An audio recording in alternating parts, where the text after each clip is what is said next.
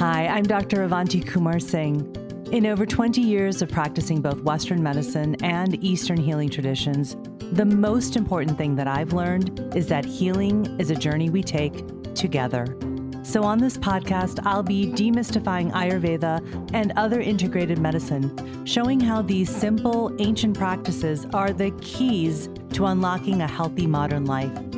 We are all healing catalysts because healing starts within. It starts with you. And it starts right now. This is a Soulfire production. Episode number 113. Well, hello, my beautiful friends. Happy New Year and welcome back to the Healing Catalyst podcast. I hope all of you had a beautiful, restful, and joyful holiday. I know that I did. I spent a lot of time with my younger sister Anjali and my niece Zia, who were here in Chicago from New York, where they live. And we spent lots of time as a family with both my kids Zain and Isha, along with my parents and my husband Kanwar. And we just had a lot of time to connect and laugh and just be together. I also had some time to connect and just be at home with Kanwar. We did a lot of stuff around our house, cleared the clutter and the piles of paper sitting here, there, and everywhere. And we also spent some time reflecting on 2023. You know, during the first few weeks of January, I always like to take some time to get quiet. I limit my social calendar with only what really needs to be done. It's a time when I feel like I have some space and some time to move a little slower, to reflect on the year that has passed, and to plan for the year that's coming. And I know that many of you may also be in this mode as we step into this new year of 2024. It's a time for some reflection, setting intentions, and embracing new habits that nurture our well-being. And as we're all thinking about new habits and resolutions, many of you, like myself, might be looking to either recommit to some habits or practices or start some new ones for the first time. And so I thought that this week, on the first episode of 2024, we could kick it off with a series that we debuted last year on the podcast called Go Deeper, a series that was inspired by all of you, our amazing community of listeners, asking for more Ayurveda and yoga knowledge, going deeper on a specific topic so that you can learn and understand more about these healing modalities. And I thought that it would be even more helpful for me to talk to other experts in Ayurveda for these episodes, other Ayurvedic practitioners, many of whom I consider my mentors and teachers as well. And so I thought, let's kick off 2024 with a Go Deeper episode about building new habits, specifically yoga and yoga for women. And so today, Indu Arora is back with me again. Indu has been on the podcast several times. And if you haven't listened to our previous episodes on Marma therapy and rest, you definitely want to listen to those, as they are some of the most popular episodes we've done. And they're linked in the show notes for you. They're jam-packed with so much knowledge and so many actionable tips. But before I get into the episode today, let me tell you more about my guest, Indu Arora. For over 20 years, since 1999, Indu has been teaching yoga philosophy, yoga therapy, and Ayurveda, sharing her profound knowledge and experiences. Her journey in these ancient practices is deeply rooted in the traditional Guru Parampara system of India, where she studied intensively, deepening her understanding and her skills. Indu's approach to teaching is not just about giving knowledge, about sharing knowledge. It's about igniting a transformative spark within each of her students. Her teaching style is celebrated for its focus on empowerment and inspiration, encouraging every person to awaken the inner guru, the ultimate source of wisdom and healing. Indu is an international speaker and teacher and is also an acclaimed author with 3 insightful books to her name, including her latest work, Yoga, Ancient Heritage, Tomorrow's Vision. Indu's profound insights into yoga and Ayurveda have always been a favorite among our listeners, and today she's here to share her knowledge about yoga for women. In our conversation, we explore the unique aspects of yoga for women, emphasizing the need for personalized practices based on individual life stages and Ayurvedic principles. We also dive into the 3 stages of a woman's life: Kapha, Pitta, and Vata, and how yoga practices should be adapted for each. In addition, Indu highlights practices that support women during perimenopause and menopause, and we also discuss the significance of timing in yoga practices, aligning them with the body's circadian rhythm and natural cycles for optimal benefits. As I've said before, every time that I talk to Indu, I learn so much from her that broadens my perspective and deepens my understanding of Ayurveda and yoga. My conversations with Indu are so special to me because Indu was one of my first teachers and mentors when I started my 3-year-long yoga therapy training, and she has helped me with some of the most difficult life challenges I've had. Since then, she's become a dear friend. I am so deeply honored to have Indu Arora back on the podcast again to go deeper to talk about yoga for women through their life stages. Well, hello, Indu. I am so happy to be back with you on the podcast again. Thank you so much for joining me today. It's a pleasure, Avanti. It's wonderful to converse with you and through you to many. Oh, thank you so much. I love these conversations with you because I learned so much from you. This is, I think, your 3rd or 4th appearance on the podcast. And I have to tell you, your episodes are some of the most popular episodes that we do. Everyone just loves learning from you. So thank you so much for the gift of your time and your knowledge. We really, really appreciate it. And so today we are going to be talking about a really interesting topic, which is yoga for women. And this idea came up through some of the things that you've been writing about and posting about lately that I follow you on Instagram and part of your community. But, one thing I was thinking about is that, at the beginning of the year in January, everyone is thinking about new habits, new things that they want to adopt for themselves. And especially for a lot of the listeners of this podcast specifically, yoga is many times a habit that they either want to, recommit to a daily practice of yoga or, create a new daily practice of yoga in some ways, And, while there are some things that a lot of people can do, general things, yoga really is not a one size fits all, especially for women, which we're going to dive into that topic. But from your perspective, why is it that yoga is so personal and can't be a one size fits all sort of approach?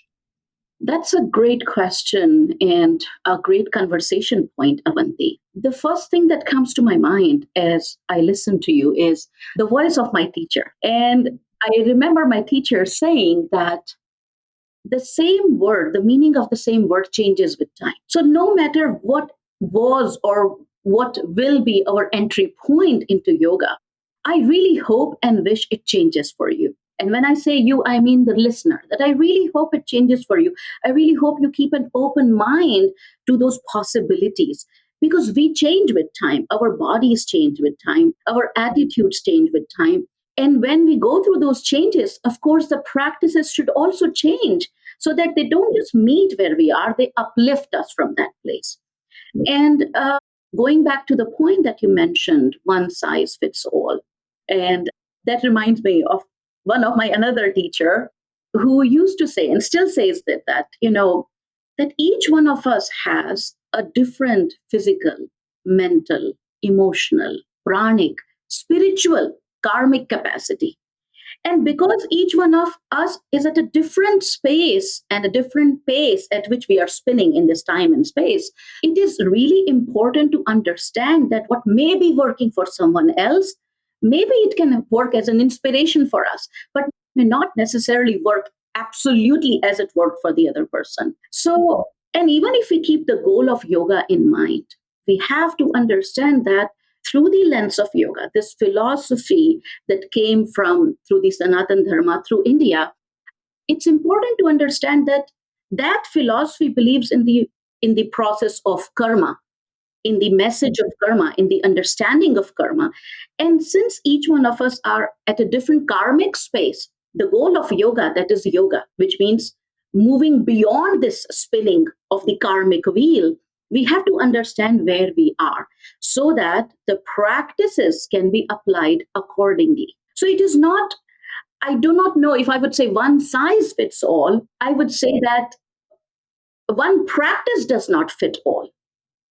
In this case, the practice, when we start seeing the practice through the lens that, oh, this practice, this benefit, that is when we are misunderstanding it. It's not the practice alone that is beneficial, it is the practice that is the content, and the person that is the context. The content has to be seen through the lens of context. Otherwise, we are missing the point. And here, the context is always the person, the individual. Yeah. Wow. That's a really beautiful way of saying it, that the content has to be seen through the context of the person. So the content is the actual yoga practice, whatever parts of the yoga practice, whether it's asana or mantra or gesh, any of the tools that you might use that of yoga. But you have to look at it through the lens of the context of that specific person, which is why it's not one size fits all, even though there can be a general structure to a practice that all of us can follow, whether it's, adding a component of movement of asana and then maybe meditation or breath work, etc. It has to be personalized to the specific person, the context of that person. Absolutely. I mean, we can take this through an example, like you mentioned pranayama, that in yoga, there are so many different pathways to come to that same eventual goal that is the state of yoga. And that pathway could be asana, pranayama, mantra, mudra, and so on and so forth. So we can say that pranayama is beneficial for everyone. But that is a very abstract statement. Which pranayama? Which pranayama, how much of it, at what time of the day, and at what stage of your life. Okay, let's say, and we can understand that, okay, this pranayama, let's say the humming bee pranayama, Brahmari pranayama, generally considered to be a very calming pranayama. So we would say that, oh, anyone who is stressed or can start practicing this pranayama and this would be good for them. The content that is yoga has to be seen in the light of the context that is Ayurveda. Ayurveda gives the lens to yoga. So when we understand that the individual, the stress could be Vata stress, Pitta stress, Kapha stress. If someone is having Vata stress, and that is because of too much sound stimulus, for them, Brahmari would not work because that is through sound that we are pacifying the nervous system. And here with sound, you are further stimulating the sound element and the Vata dosha. So this is just to give you an idea that it matters to dig through, to peel the layers, to understand. I think being that level of yoga nerd helps. So I think the little bit of nerdiness is required. Yeah, absolutely. Absolutely. And, this is not to make people who are listening be stressed about what pieces they're, specifically using.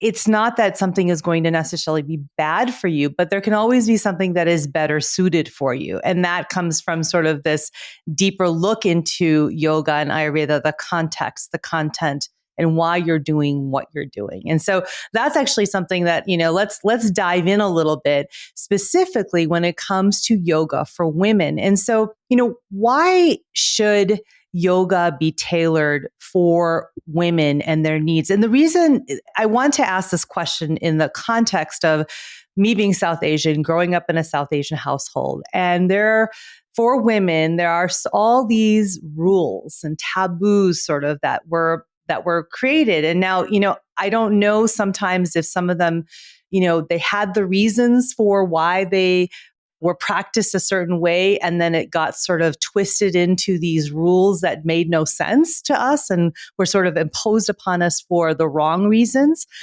But I think it's really important to take that into context because, when I was growing up, there were all these sort of suggestions, I'll say, of when you should do certain things as a woman during your menstruation, not during your menstruation, at a time of the month, not a time of the month, during a time of your life, all these things. And it always was explained in ways that I found to be very restrictive rather than supportive, right? And I think what was so interesting to me when I was sort of reading some of the things that you've been writing about yoga for women is this perspective you had that it should be an opportunity, that the changes in a woman's body, either monthly or through the span of their life, the different periods of their life, should be seen as an opportunity. And so let's dive in a little there somewhere. I know I've kind of gone all over the place here, but I really think that it's important for so many reasons, but also this added lens of being South Asian and sort of the things that are imposed upon us. I hear you, what you're saying, that when you grow up in South Asian family household, there are these suggestions, which could be sometimes rules, which could be sometimes regulations, which may sometimes feel so constraining. However, a part of me also feels very thankful that I was introduced to this knowledge so casually, so effortlessly on everyday basis, that give the example of during the menstruation cycle. I remember during the menstruation cycle, my mother would suggest that we used to live in joint family, my mother, grandmother, there's all this feminine influence. And there would be that suggestion that, okay, avoid eating yogurt during or curd during the menstruation cycle, and avoid eating pickle. And now for a young girl, it's like, why should I avoid eating? Why should I feel that when the knowledge is passed with reasoning, it does not become constraining. When the knowledge is passed on as do's and don'ts, that is when it becomes imposition, it becomes constraint, it becomes hierarchical even sometimes. So that is my hope, that is my wish, that through this episode, I hope the listeners find empowerment, not fear-based education, learning that makes sense, that is based on reasoning and is reasonable, that inspires you and empowers you. So why yoga for women? Coming back to what you mentioned, according to Ayurveda, our bodies are like playground of five elements: earth, water, fire, air, ether. And these five natural elements and forces create these triad, which is called Vata, Pitta, and Kapha. And throughout our life, and throughout the day, and throughout the mensuration, through each of these stages and states, these five elements play a role. And when we understand the language of these five elements, we can transform these elements into power, into Shakti. But when we do not know how to harness, we don't know how to harness because we don't understand. We don't understand because sometimes we don't even know. But when we know, we can utilize the practices to strengthen sometimes our physical body and sometimes our subtle body, and other times our causal body. Because in Ayurveda as well as yoga, the body is not just seen as physical component. The body is seen as these three components: the physicality of the body, that which you can see, hold, the physical tissues, the organs, this body. And the subtle body is the animator of the physical body, that is the body of prana. That is quietly orchestrating everything, whether it's the beating of your heart, whether it's the movement of in the gut, whether it's the movement of your arms, the speech, eyes, everything is quietly orchestrated by the subtle body. And then comes the causal body, which orchestrates your mind through the karma to create kind of a drawing, a pull to learn about something, to create even sometimes aversion towards some things, and the higher knowledge that allows us to see all of this. So I think it's a very unique point of view.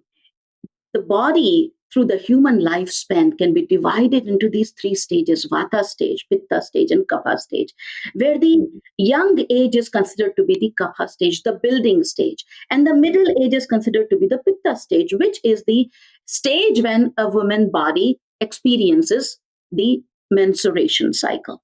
And then the Vata stage, when the woman's body goes through menopause. So you can think of it, at the end of the Kapha stage comes the menarche, the beginning, the first cycle. Then during the Pitta cycle is the menstruation stage. And at the end of the Pitta stage comes the perimenopause and finally the menopause. When we understand this arc, we are able to pick practices that really support our physical bodily systems, our tissues, our mind, even our emotional states. So I think the practices become more powerful, more empowering when we understand this. That during menstruation cycle, the same practices that you were doing prior to the menstruation cycle or after the menstruation cycle may not work because now your body is going through a completely different play of rhythm, a completely different conversation among these five elements. Yeah, I think one point that you made is so important, which is when you understand the why, it's not restrictive. When it's not just imposed upon you and said, do this, do this, do this, without an explanation, right? That's when it becomes restrictive. And I will say that, much of my experience growing up in this country with my parents not always explaining things to me in a way that was logical, made sense to me, that was more than just, this is just the way we do it, right? That was always the answer when there was no other answer that could be given. That felt restrictive. And I think also being a young woman growing up in another culture, it did feel restrictive because it was sort of like, well, why do we have to do it this way? I'm living here, all of those kinds of things. But I do think your point of understanding the why, and that's what I'm hoping will happen through this conversation, is understanding the why of why you should try to really change the practices in your yoga practice as you go through the different stages of life as a woman specifically is what we're talking about in this episode. So I think that that's a really, really important point that you made. So maybe we should just jump in and start talking about that. And so, how would you say in general, and you kind of gave a little bit about this already, is how do the changes in a woman's body affect her yoga practice? So maybe we could start with, the Kapha stage when women are young girls, and then we can move into menstruation during the Pitta stage, and then the Vata stage of perimenopause and menopause. Maybe we could just go through sort of some of the general things we need to think about. Absolutely. There is just one more point I would like to say or share is um, there are several sources to learn from.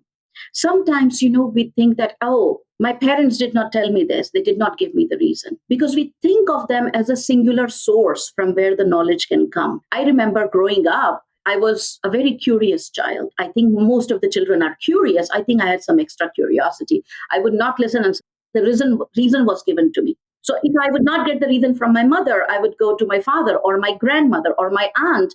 I would just keep digging. And I feel that is important because one book, one teacher, one person cannot give all possible answers. And because they are not able to give, because there are, even in yoga it says there are three valid sources of learning. One is anumana, which means assumption, inference. When you come to a deduction, when you infer something, like there is a smoke, so there must be fire somewhere, a very classic example. Then the second is pratyaksha, your own personal experience, that if you have this experience, for example, you're listening something in this episode and you are listening to it because, let's say, you have developed a certain liking for healthy healing podcast, and you trust that, but you apply that. For example, I'm suggesting that, oh, Bhramri pranayam may aggravate the Vata dosha, but that may not be the case for you. So that is where your pratyaksha is very powerful because your experience itself is telling you a story. And the third is apta. And apta may be learning through the books, learning through the text, learning through a teacher, or sometimes the voice of parents, where you may not get a reason, but because we trust, we listen. Now, I also understand that it could be limiting sometimes to just listen, but keep the mind open that there are several sources of learning. And we must just keep learning. If one source doesn't work, go to the other source. Coming back to the three stages and how the practice can change. The initial stage, that is the kapha stage. At this stage, We need more movement because the quality of kapha is stagnation. The quality of kapha is growth, but it could also mean accumulation. So, this is the stage where yoga, that limb of yoga that is asana, can be really beneficial. Surya Namaskara or asanas which are stretch based, like forward fold, back bend, twist, all these asanas that give 5 movements around the spine. I would say that keep this simple rule in mind. There's 5 movements around the spine: the stretch, contraction, twist, forward fold, and back bend as a group, inversion. These are the 5 movements that you can give around the spine. So if we combine forward fold and back bend as one group, contraction and stretch as other group, twist as the third one, inversion as the fourth one, and lateral stretch, the side stretch, as the fifth one. These are 5 basic movements which allow proper circulation around all internal organs. So, this is important to understand that yoga is always about, even the physical part of yoga is always about work in. You're working inside out. So, at this kapha stage, among all the limbs of yoga, focus on the asana part. That would be really beneficial. When we move towards the pitta stage, that is the stage during which a woman's body goes through menstruation cycle every month. At that stage, your practice before menstruation cycle, during menstruation cycle, and after menstruation cycle changes. The menstruation cycle itself is considered vata stage. After the menstruation cycle, the 10 days are considered kapha stage in a woman's body. Even though your constitution could be vata, pitta, kapha, during that 1 month time period, those 5 to 7 days or 3 to 5 days are considered to be the pitta, vata stage. Then comes the kapha stage, and then comes the pitta stage. So your practice changes according to the qualities of these doshas. So during the menstruation cycle, any asana that interferes with the vata dosha, the vata dosha during menstruation cycle is primarily controlled by apana. And apana is that animating energy that animates the eliminating organs and the generative organs. These two group of organs are operated by apana vata, apana dosha. And the purpose of apana is downward and outward. It helps move things downward and outward. It's a kind of pratyahara. It's a kind of release. It's a kind of letting go. So in that time period, if you're doing practices like pranayama with kumbha, holding on, we are working against the intelligence of the body. Or if we are doing asanas, which are too much movement based, we are also interfering with the vata dosha. Or let's say we are practicing inversion. Now, inversion is inward and upward. What is the primary quality of apana? Downward and outward. So inversions must be avoided, not because, oh, why should I not do? I can do everything. Of course, we can do everything. But when we learn how it may interfere and therefore may harm the body, then once we know better, we do better. That the purpose of these practices is not to build do's and don'ts, it's to support our progress, karmic progress. It's to support our spiritual progress through this physical body, through this mind.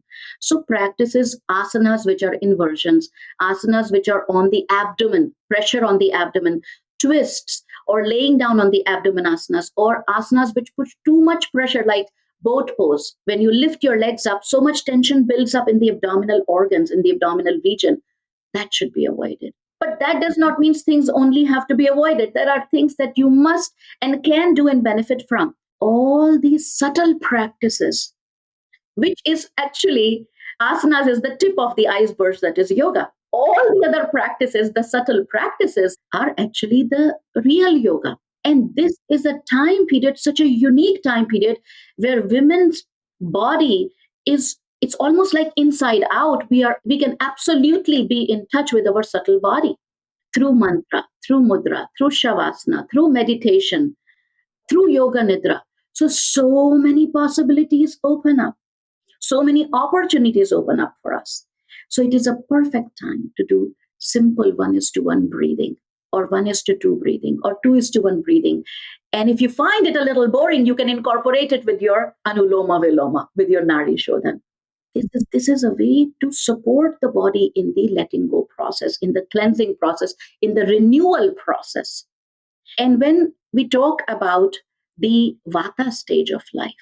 In the Vata stage of life, which is characterized by roughness, dryness, stiffness, sometimes even thinning and drying of the skin. Sometimes it may be accompanied by constipation. Sometimes it may be accompanied by state of mind, forgetfulness, lack of focus.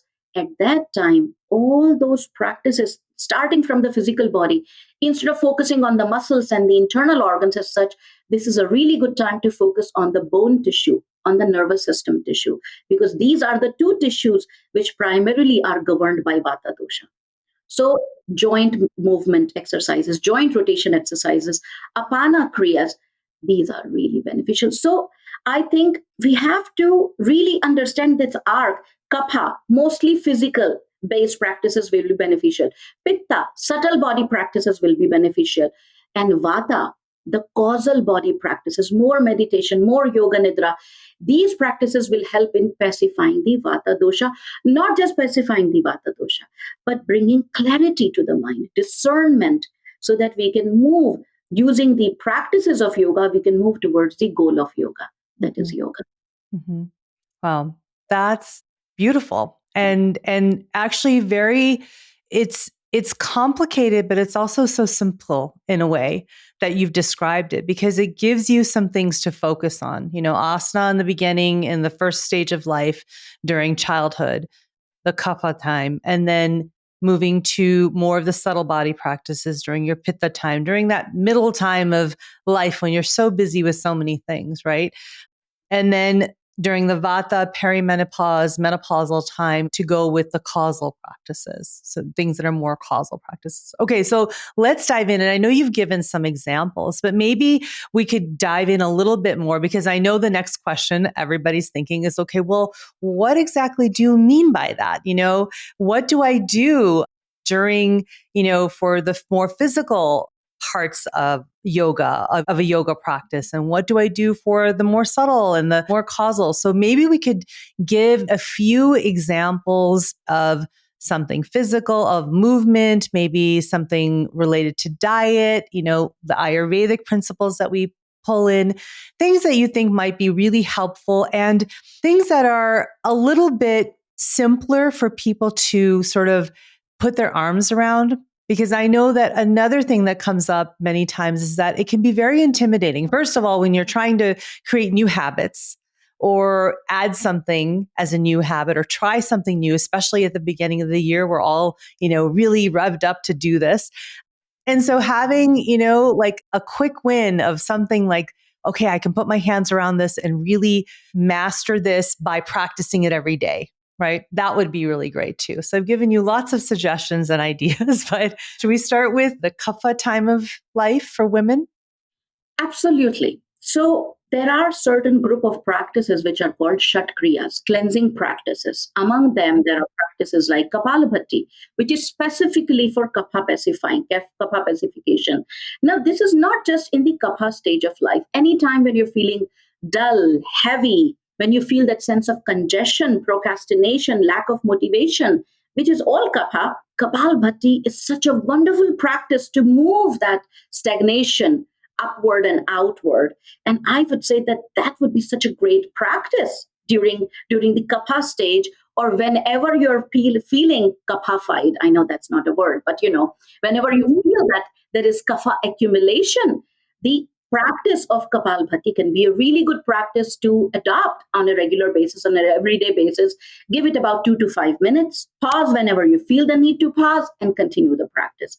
Among the asanas, if you have to pick one thing, I would say pick Surya Namaskara and do Surya Namaskara, whichever. There are so many variations and forms of Surya Namaskara. You do the one that speaks to you the most. But whichever you do, I think most of them don't have twist. Add one twist to it because they have all the other movements. Surya Namaskara has forward fold, back bend, contraction, stretch. It has inversion. But what it does not has is twist. It does not has lateral stretch. So add two asanas, pick any two asanas.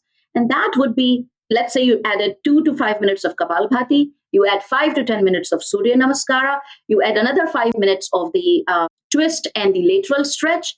And then it's not that in Kapha stage you don't practice subtle practices at all. It's just that you're zooming in on the physical because that is what will be the most beneficial. So pay more attention to Shat Kriyas, pay more attention to asanas, and then comes the pranayama. Among the pranayama that is most known for kapha pacification is either Bhastrika or Ujjayi. So I know if these terms are new, search them out, look for it. But that will be a really good practice to open up the lungs, to clear the lungs, to clear the mucosal congestion. But let's say if that is too much, then simply stick to Anuloma Viloma. And in Anuloma Viloma for kapha pacification, focus on longer inhalation and shorter exhalation. Just keep that in mind. 2:1. So that will become your kapha practice for whether in the kapha stage, that is um, that is after the menstruation cycle, or kapha stage, that is a childhood, or if you're feeling kapha at any time. So that would be really beneficial for women to practice. Now let's come to the pitta stage. In the pitta stage, the zoom in, the focus is on the subtle practice, but that does not mean you don't do the physical practices. In fact, you do, to maintain the internal rhythm. And at this time, among the cleansing practices, what would be really beneficial is Nauli. It's a practice which is called the abdominal churning. And in this practice, you move the abdominal region in any way possible. One thing I suggest is to avoid looking at a YouTube video or a video. Forget about YouTube, just video. Because sometimes what happens is, as much as it gives you information, at times it also creates fear. Oh my God, my body doesn't look like that, or my body doesn't move like that. It doesn't have to move like what other person's body is moving. What is important is in Nauli, you're creating communication between the generative organs, excretory organs, and digestive system organs. And these three organs systems are directly connected to Pitta dosha. So what you're doing is building a healthy rhythm, a communication in these three digestive system organs. So among the cleansing practices, focus on Nauli, learning about Nauli, practicing Nauli. And among the asanas that will be really beneficial at this time, at this stage of life, will be the practices that you do focusing on the internal organs. See, in Surya Namaskar, the focus is more on arms and legs. Versus in the Pitta stage, what would be beneficial is if you focus on asanas which are on internal organs. For example, let's focus on the thyroid. So the shoulder stand, for some of us who may not be able to do shoulder stand, there is a practice called fish pose, or there is a practice called plow pose, halasana. Or if none of that has been working, then lion's gesture, where you stick the tongue out and create the roaring sound. That directly speaks to the hormones, directly speaks to the thyroid. So focus on asanas that work directly on internal organs instead of the asanas that work more on arms and legs. So keep that in mind and let the larger part of your practice be pranayama. And in this time, if you are choosing pranayama, reverse the ratio. Instead of 2:1, which was for kapha, make it 1:2. When you have longer exhalation, there is more pitta pacification. There is more vata pacification. The longer exhalation creates a parasympathetic nervous system response. So focus on pranayama, which have longer exhalation. Whether it is Brahmari, where you're focusing on the sound, or you even recite Om with the focus on humming part, or you do Anuloma Viloma with longer exhalation. Mantra practice. There are mantras that are so powerful. There is one that is coming to my mind, which is especially beneficial, or could be especially beneficial for women during the Pitta stage, that is during the menstruation cycle, and also during the Pitta stage of life, or any time when someone is feeling aggravated Pitta. And that's a very simple mantra. Do the japa of Om with inhalation and Shreem with exhalation, where the word Shri means abundance, beauty, lunar qualities, the calming of the mind, the beauty of relationship. Shri is 8 kind of powers. So, it's a really, really empowering mantra, and at the same time, perfect for pitta pacification. You can incorporate it in asanas, in pranayam, in japa, in shavasana, in whichever way you like. And then comes the vata stage. And in the vata stage, in the Shat Kriyas, let the focus be on practices like Trataka, focusing on one object and gazing, because that helps in really calming down the nervous system. Among the asanas, come back once again to the limbs, but this time focus on the joints. So the joint release practices, that would be really beneficial. Among the pranayama, because it's the vata stage, even if you're doing anuloma viloma, make your breath ratio equal 1:1. And that helps in vata pacification. Among the mantra that comes to my mind, which is excellent for vata pacification, is Om with inhalation and Hreem, Hreem, Hreem for exhalation. And that is not just excellent for vata pacification in the body, but it's also great for the rajasic state of mind. So these are some of the things that are coming to my mind that I hope that it's not that you have to learn every single pranayama.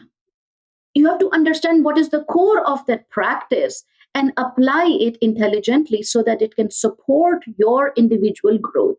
It can support your individual health and not just support it, but uplift it. Mm-hmm. Wow.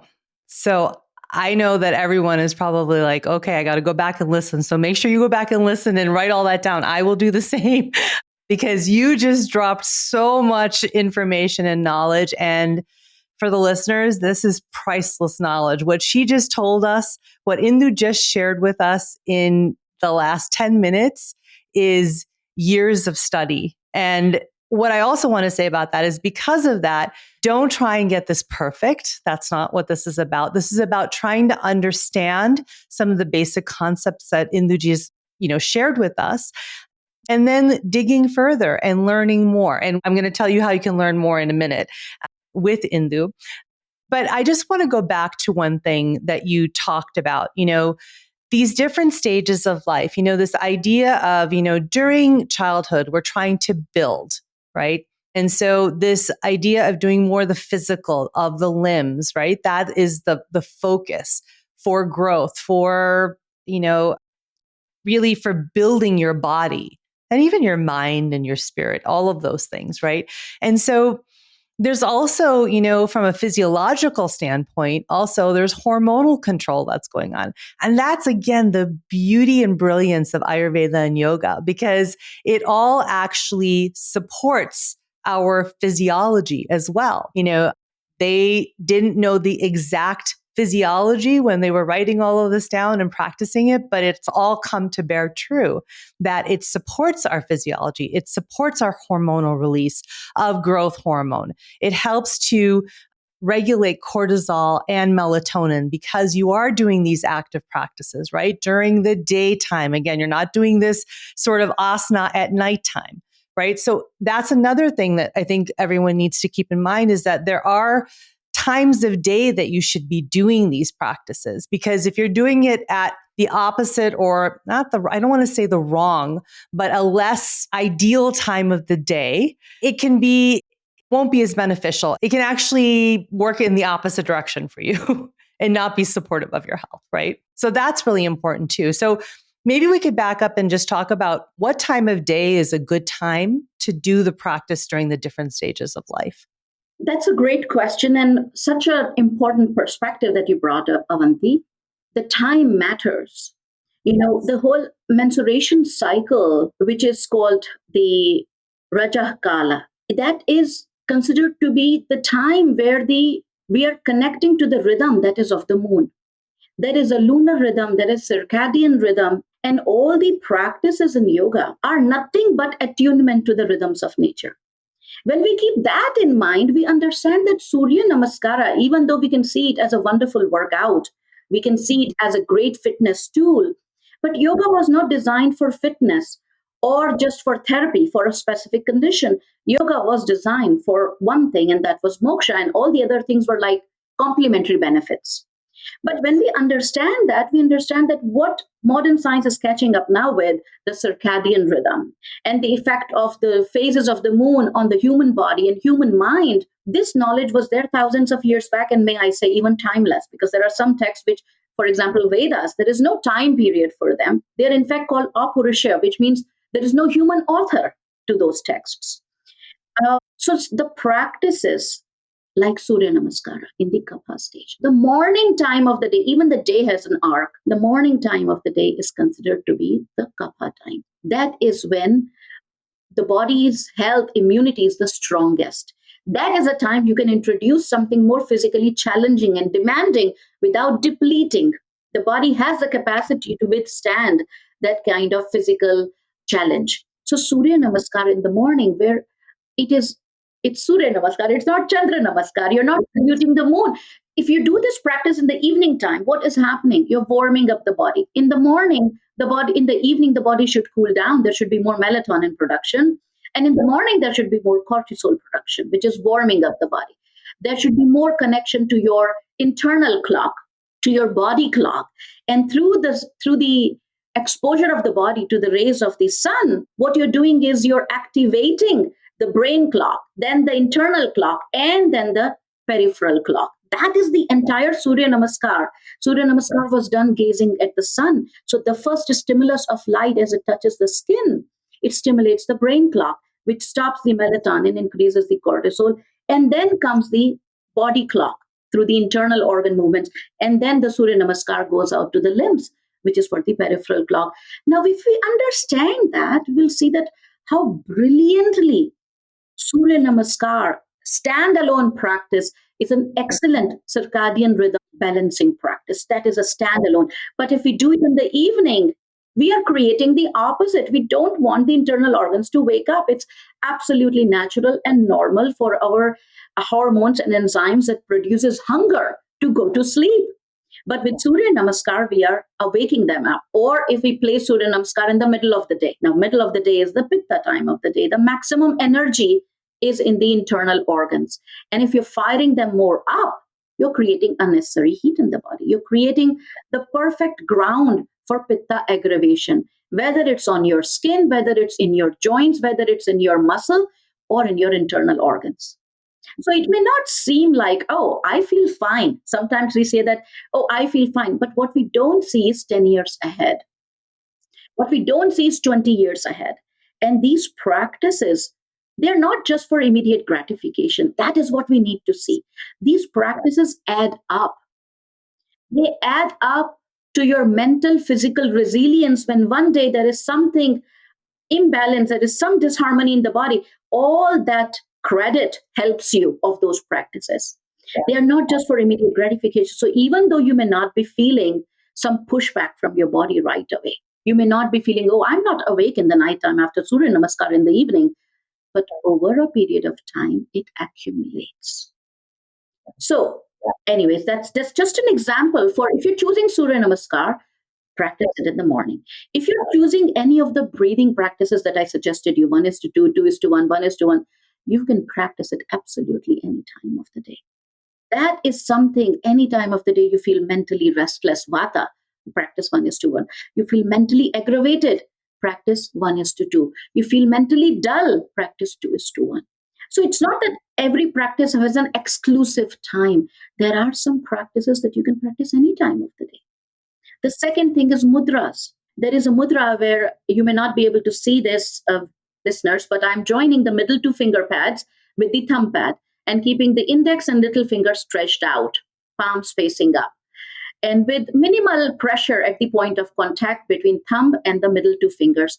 This is called Apana Mudra. And Apana Mudra is to support the Apana. What is the function of Apana? To orchestrate the generative organs and the elimination organs, excretory organs. So anytime you feel the energy that is stuck, a kind constipation, bloating, gases, or you feel nausea, or you experience that prior to menstruation, or you feel irregular flow during menstruation or less flow, practice Apana Mudra. This is also something you can practice any time of the day.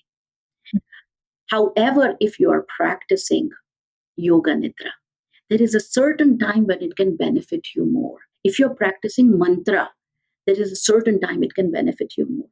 And what is that time? Dawn and dusk, right upon waking up or right before going to bed. That is the time, this is like the two bookends of the day. And that is the time these practices become like a solid foundation, not just for your body, more for your state of mind, more for emotional balance. You talked about hormones, Avanti. The word for hormones, the word for emotions, the word for taste is all the same in Ayurveda, and that is rasa. And even the menstruation cycle, the menstruation fluid is considered to be the byproduct of the rasa. And rasa is the plasma tissue, plasma part of the tissue. So all these things, our emotions, the hormones, the taste, you talked about diet, they are connected.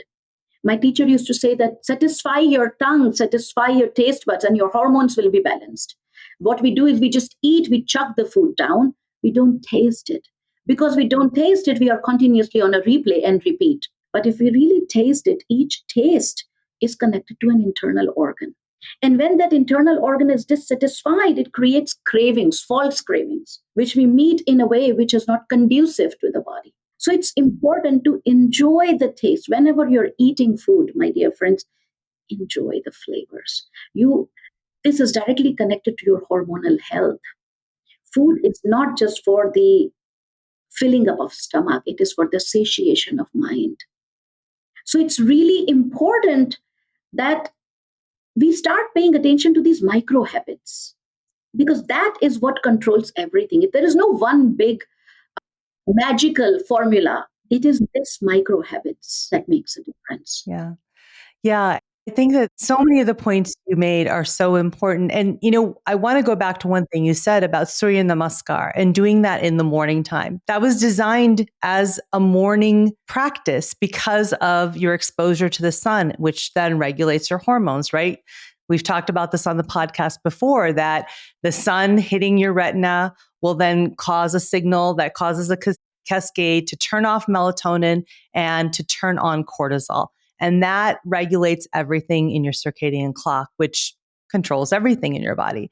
That's also why morning sunlight viewing is so important. However you do it, if you just get outside and go for a walk. So even though, in the other stages of life, you may not be doing Surya Namaskar as a daily practice because it may not be as supportive to your health during those times, you can still get outside and have this morning sunlight viewing in a different way. You can go for a walk during the time of your life. That can be very, very Pitta pacifying because you're out in nature, you're getting fresh prana, you're doing something relaxing, you're connecting with nature, you're connecting to something larger than yourself, and you're also getting morning sunlight, right? In the Vata time of life, you can go for a walk. That is very good for stimulus of the joints, for functional movement. You don't have to go at a brisk pace. You can go at a leisurely pace, but you're moving and you're getting that morning sunlight viewing.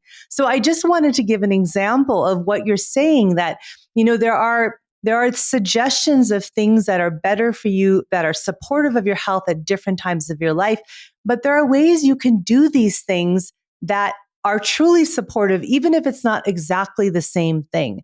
So this idea of Surya Namaskar during the Kapha time of year of life can be then translated into a walk during maybe a little more brisk walk during the Pitta time of life into another walk during the Vata period of life. And all three can support you and your hormones because of the way that you're doing the activity. So just an example that I think is really important to think about also. Absolutely, absolutely. And may I add one more thing that's really, really, I feel it's an important piece that sometimes is missing with the practice of asanas. Whether you're practicing them during Vata, Pitta, or Kapha stage of life, the application of oil, Abhyanga, that was considered to be an important preparatory step before practicing yoga because that helps in when you apply oil on the body, it calms down the Vata. And then you move your body so it does not aggravate the Vata dosha. Otherwise, movement itself can aggravate the Vata dosha. So, especially during the Vata stage of life, apply oil on your body, on your arms, not on your foot sole. We don't want you to slip, but on your body, and then do the practice. You will see that the body feels a completely different level of warmth and relaxation just by adding that tiny step. I mean, there are so many unique practices, Avanti, specific mudra at different stages, whether it is perimenopausal stage or menopausal stage or menstruation stage or menarche stage. I mean, we can keep going deeper and deeper and deeper. But I think with all of this, what I'm trying to communicate, hopefully, is the understanding of the practice matters in context to your body. Not just the understanding of the understanding of the practice in context to your body. Because in that equation, there are two. It takes two to communicate. One is the practice, one is you. And what you are going through, what your individual symptoms are, what your individual limitations are, challenges are, they matter. And when you start listening to your body, you may not have to read about every single asana. Just start listening to your body. That during your, let's say during the menstruation, if you have the kind of, because menstruation is one single head, even in that, some may experience vata kind of challenges. For example, some may experience bloating, constipation, cramping, uh, spotting. These are all vata kind of challenges, versus pitta kind of challenges is too much flow, profuse sweating, mental irritability, diarrheal stools. Kapha kind of menstruation challenges, where there is prolonged menstruation cycle, there is nausea, there is heaviness, there is sleepiness, there is sometimes even weight gain during menstruation cycle, there is water retention. So even during menstruation, there is individual challenges, and you may not need to read all these symptoms. Just connect to your body. And when you put them in these category, vata, pitta, kapha, you can provide a more appropriate, suitable, empowering, healing, supporting practice. Yes. And I think what you said is so important because it always comes back to awareness. For me, Ayurveda is awareness. It's consciously living consciously, understanding what's going on with you in all of your different bodies, your physical, mental, spiritual, emotional, right? And then applying these ideas of really the golden principle of Ayurveda, like increases like and opposites reduce. And that takes some learning. That does take some learning of what practices support and aggravate the different doshas. That is definitely something that is learned. And so that kind of brings me to sort of the last point, which, because I know we're coming up on time here, is that, if this was of interest to all of you who are listening, Indu has a beautiful program that is starting very soon, which I would love for you to tell the listeners about. We will have everything linked in the show notes because I think that this is something that if there are women listening to this podcast and you have a yearning to learn more, I can think of no better way to learn than to learn from Indu. So could you tell us about the program that you're actually going to be running very soon? Thank you so much, Avanti. It's a 3-class series that's coming up. That's called Yoga and Ayurveda for women and for menopause. So the focus here is menopause, yoga and Ayurveda for menopause. But we will be talking about menstruation. We'll be talking about premenopause. We'll be talking about all these things in context with how to choose practices, how to choose diet, how to choose micro habits that Ayurveda suggests as a part of your morning and evening routine that can make a remarkable difference. Because according to Ayurveda, the body is not supposed to go through that pain, that cramping, that discomfort. That is because the doshas are imbalanced. So, how to balance those doshas will be the focus, and how does it apply to these life situations and conditions. So the program starts on January 10th, and it is a 3-hour class, and it will be held via Zoom live stream, but there will also be a replay. And let's say 10th January has passed, and you're listening to the podcast episode later, you can still join the program. As long as it's in the month of January, it's a 3-class series. You are listening, then you want to join, just send an email, and you can register for it, and you can learn through the replay. So that is one. But if you want to learn specially about Ayurveda, there is a program that will start in August. It's called Essential Ayurveda for Yoga Practitioners. It's a 50-hour detailed program, but only the essential, non-negotiable Ayurveda as it applies for yoga practitioners. So keep an eye on the website and in the upcoming programs, and hopefully that will be helpful. And for now, just remember 3 basic things. Focus on the subtle practice. Increase your knowledge about the subtle practices and know that they are so, so, so powerful. You have explored asanas. Now explore a little bit of the subtlety of the body, because that is what orchestrates everything. Yes, absolutely. And all of these programs will be linked in the show notes.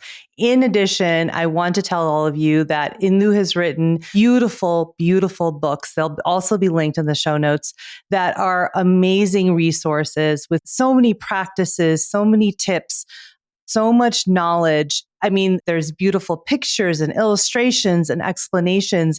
And so if you enjoy the way that Indu teaches, take a live program with her for sure. I've been in her classes before. They are unbelievably amazing. But also you can learn from her books and from the other things that are on her website. There's so many things that Indu shares. So make sure that you also connect with her on Instagram. She's always dropping so many beautiful pieces of wisdom and great tips and ideas for you there. I learned so much from there. So I can't say enough about how much I love learning from you. Thank you so much for sharing so much of your knowledge. I know that this has been just such an amazing episode. I have to go back and listen and scribble notes. I was trying to write things down and I gave up. So I'll go back and listen as well. I hope that all of you will too. But Indu, thank you so much for doing this with me today. Thank you so much, Avanti, and thank you so much to you, the listener. Thanks again for listening to The Healing Catalyst. If you love what you heard, please hit follow and pass it along to a friend. And if you're feeling really inspired, please rate and review so that others can find this podcast more easily. To learn more, head to avantikumarsingh.com. And to connect with me directly, find me on Instagram at Avanti Kumar Singh. I'll be back next week and hope that you will be too. Until then, remember, with the right catalyst, you have the power to activate your own healing, because healing starts within.